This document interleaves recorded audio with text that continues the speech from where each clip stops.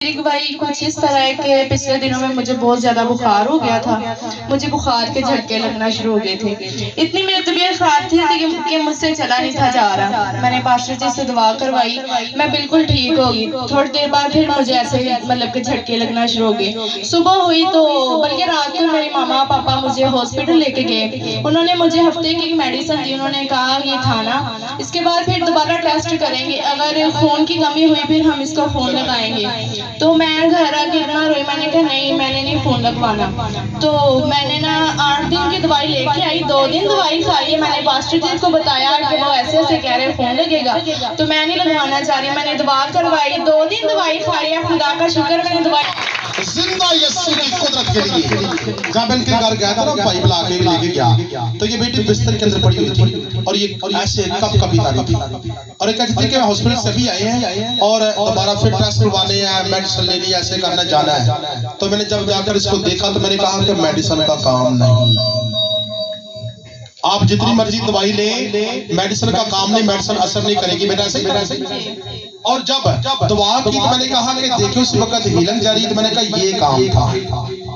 अगर यीशु की करदा तरी ते सरयों जमादा जी, ये यीशु झूठ चाट को नहीं मारदा, बस की साथ के अंदर झूठ नहीं, क्योंकि राह हक जिंदगी और सच्चाई का रास्ता है। और उसी वक्त सच्चाई ज़ाहिर हुई और पता चल गया कि दवाई दा काम नहीं, ये दुआवां दा काम। हालेलुया। और उस बेटी हील और बाद में पूछा, कहती कि हाँ भी दर्द कुछ महसूस होती है, वो दुआ की।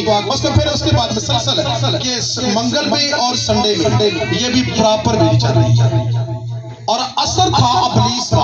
अगर वो वार की तरफ से आया है या किस तरीके से भी आया है, हम इब्लीस का नाम लेंगे। लेकिन आज का बेटा वो दोबारा वो कहाँ चला गया, कहाँ भाग गया? यीशु की कुदरत ने उसको पसंद किया है।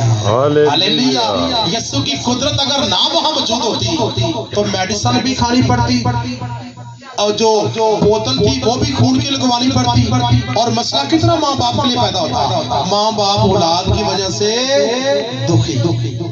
ठीक है, माँ बाप अपनी औलाद को बड़ा करने के लिए खुद बूढ़े हो जाते हैं तो बच्चों के लिए जवानी पैदा कर जाती है। ठीक है, तो माँ बाप का बोझ हल्का हुआ। ठीक है, और वही है घर में बिल्कुल ठीक भी है, माँ बाप भी खुश हो गया।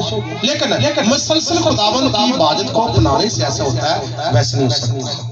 जोरदार तरीके खुदावंद की इबादत के लिए उसकी